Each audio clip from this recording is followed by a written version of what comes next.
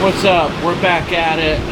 It's been a while since a full-length video, but I got a cute one here, and I figured what better one to throw on the tube.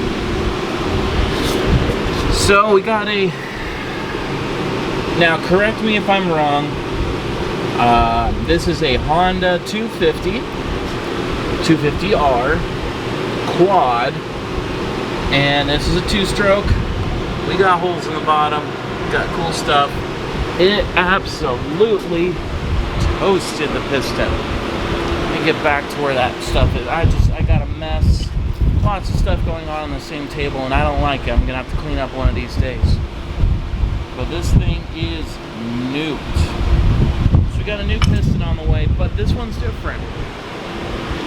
This is a stock 76 millimeter.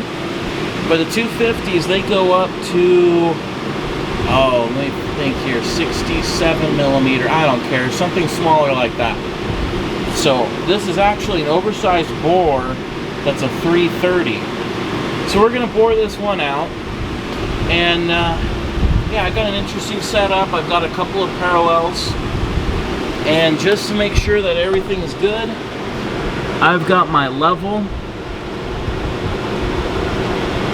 And I mean, it's so close. Like, in all reality, each one of these lines is a thousandths per foot. So we're good. We are flying. Like, that's aeronautical precision right there.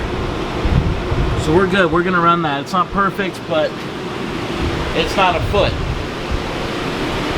We're only boring 5 inches down, so we're gonna be okay. So here's what we got going on.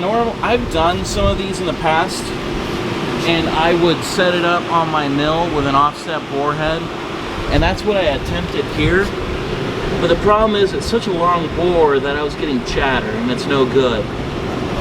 And we had to go bigger on the piston anyways, because the smallest we could get was a 78. That's what they had in stock.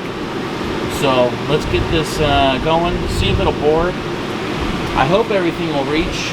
We're gonna give it a test first and see what happens. Truthfully, this is all done the wrong way, but I think it's gonna work. So normally, I have this little finger gauge, and as that goes, I made a tool holder that goes into there so that I can go around the board to double check concentricity. And big word. It's probably the biggest word I've used on here. But it doesn't fit in this bore, it's too big. So what I end up doing is I know the bore size, so I adjust the tool out 3 or 4 thousandths under that size. So then I can kind of turn the cutter tool, and wherever I feel it hang up, I just tap it with the rubber mallet to kind of move the tool head around, and until I can get it so that once I move it out 2 thousandths more or so, then I know, and then it won't move. Then I know it's locked up, and it should be pretty dang well centered. So let's give this a shot and see how this goes.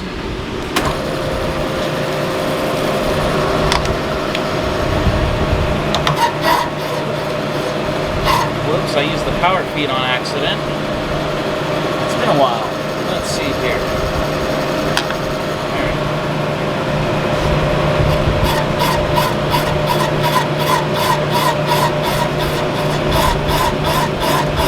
So you can hear it's cutting pretty well around it. If you can hear, I got the swamp cooler going because it's 97 today, I think. It sounds like I've got a good cut all the way around, so I know it's pretty concentric. It's cutting all that chatter out of there. So normally I'll use a boring bar, but the bore was just too small to get my big bore bar in there, so I used the 6-inch extension, and it was too not rigid enough, so it chattered. So we're at the point now with the ports. So I'm going to let this go, and we'll see how true it was. Now we're on to pass number 2. Sounds pretty concentric. I think we're good. Taking a 3/1000 cut right now. I take it easy when I'm not sure on stuff, just to make sure. Because once you take a 10/1000 pass, you're cemented into what you're doing, and there's no going back. Right now, if I needed to, I could adjust things around a little bit if one side's not cleaning up. So I just take it easy. That sounds like the cut's pretty good, and we'll get there. As you can see, so we're just going, we're boring, got a lot to go. There's not a lot of space in between the tool and the board itself. So this is a Wiseco piston.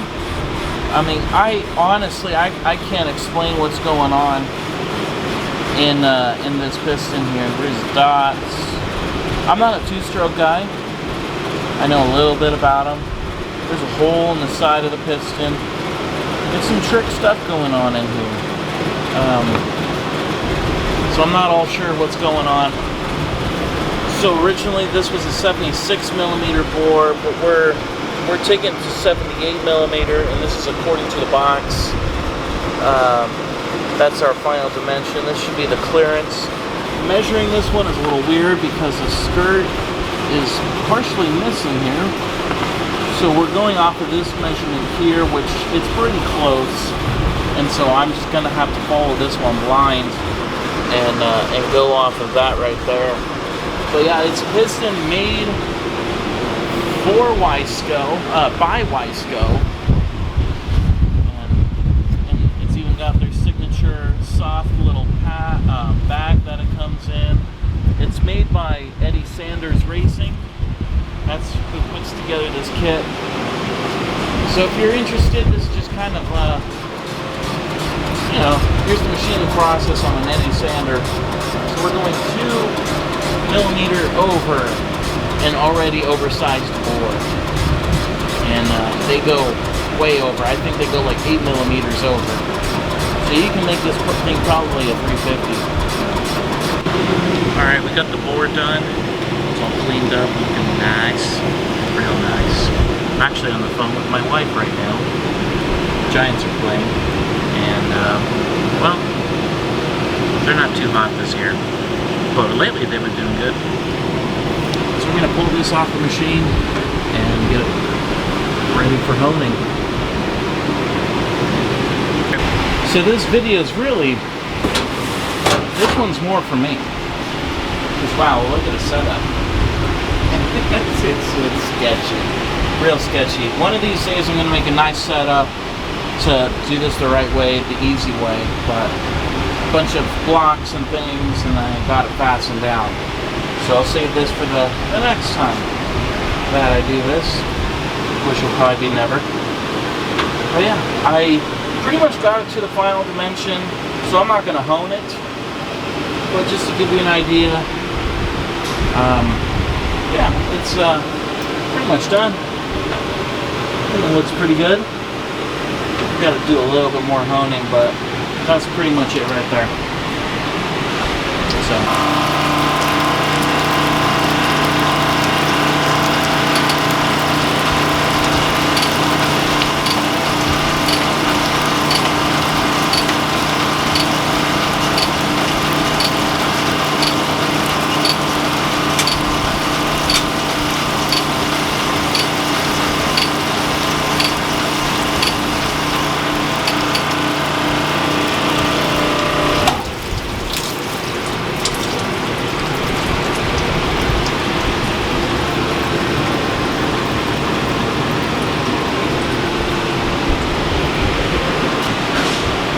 Thanks for watching. Quicker video. Not really a whole lot to learn here, but I thought I'd just throw this on there for you guys. See you next time.